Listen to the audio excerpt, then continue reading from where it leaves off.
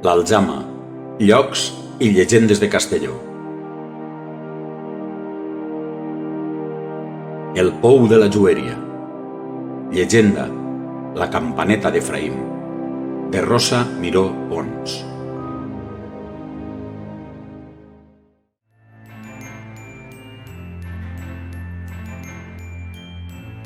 Narra la llegenda que pels enigmàtics i estrets carrerons de l'antiga jueria medieval de la ciutat de Castelló corria de boca en boca un estrany i inquietant rumor sobre un pou anomenat el Pou dels Jueus. Hom deia que aquell aljub alimentava ben endins un secret fosc i misteriós que es perdia en les profunditats de la terra, ocultant històries que despertaven les ombres més delirants des de la nit dels temps. Corria l'any 1391. Els veïns de l'Aljama vivien en constant alerta, a l'aguait dels abusos, devastacions, incendis i pillatges de què eren objecte un gran nombre d'aljames de la península. Tot i que el Consell de la ciutat havia dictat ban de protecció per a tots els residents jueus, va haver un famós prestamista, el rabí Efraïm Schwarzman, a qui la situació el va sobrepassar, i més quan va assabentar-se de la torba descontrolada que havia assaltat el barri jueu de Morella, fet que suposava la pràctica desaparició de la comunitat i la conversió forçosa dels seus membres al cristianisme. Efraïm tenia dos amics de confiança.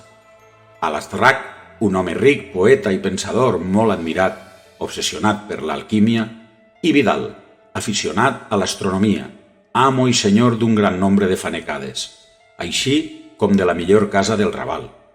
Se sabia que el jueu era guardià d'enigmes i misteris i que escampava la seva influència pels llocs més ombrívols de la vila.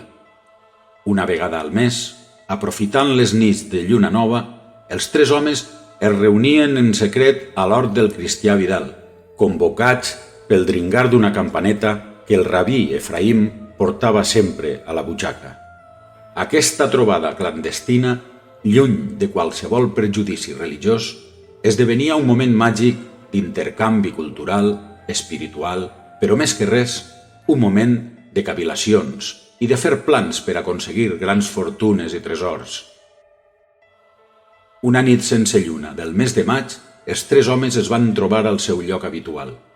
Aquesta vegada, però, una estranya sensació acompanyada d'una boira baixa flotava per davall del cel de Castelló. Expliquen que en aquell temps una bonica nimfa, vestida amb gonella blanca brodada en or, toca i rotllo del més exquisit fil, coneguda com l'Atrapahomes, habitava a les profunditats del Pou dels Jueus, que era capaç d'atraure les ànimes turmentades, templant-les amb la seva irresistible bellesa i encanteri a trobar la pau al seu domini. Diuen que aquella nit, quan Efraïm tornava a casa, al passar pel costat del pou, la sílfide va emergir de les profunditats i el va envoltar d'una rara seducció. Efraïm, incaut, es va deixar captivar. L'home es va amorrar tant a la boca del pou, encuriosat i intrigat pel que acabava de contemplar, que la dona d'aigua, sense dir ni pruna, es va penjar del seu coll i el va arrossegar cap a la foscor. Uns comentaven que va fugir, cames ajudeu-me, cap a Nàpols, en assabentar-se d'allò que havia passat en l'Aljama de Morella. D'altres, que va desaparèixer una nit de lluna nova i mai més el van tornar a veure. Els més vells afirmaven que estava a dins del pou, perquè alguna nit havien escoltat el trillejar de la campaneta del jueu. Ningú no va saber explicar el que havia passat en realitat. Castelló de la Plana, 17 d'abril de 1906. Un advocat de reconegut prestigi, que ja s'ha fet la idea que tothom li diga de malnom el mossèn Cinto, està convençut que a dins dels pous s'amaguen grans misteris. Du temps capficat amb la llegenda de la campaneta d'Efraïm. Aficionat a l'esoterisme, té amistats que professen l'espiritisme i està decidit a fer alguna cosa per a parar la maledicció de l'aljub medieval, que, per cert, ha estat traslladat finalment a l'esplanada del Santuari de Lledó. El mossèn Cinto ha advertit en diverses ocasions a la columna que té com col·laborador al periòdic El Heraldo de Castellón que cal anar amb compte si hom s'arrima al Pou de Lledó i escolta un ning, ning, ning que puja a través de les parets humides i plenes de verdet. Però l'advertiment no ha estat suficient, perquè un home, Baptiste Rajoler, ha decidit de manera tràgica posar fi a la seva vida, com uns quants casos al llarg dels segles, i s'ha llançat al pou. Els motius que es barallen són diversos. Uns diuen que últimament no tenia treball, altres que estava quedant-se cego. Els amics comenten perquè el seu antic amo, Menentus, ha mort uns dies abans, dijous sant. Les veus més xafarderes que si pertanyia a una família de suïcides, ja que el seu iaio i son pare havien mort ofegats al pou de l'Hort dels Corders, i de penjades també en van morir una cosina i una germana. La llegenda de la campaneta d'Efraïm ha arribat als nostres dies.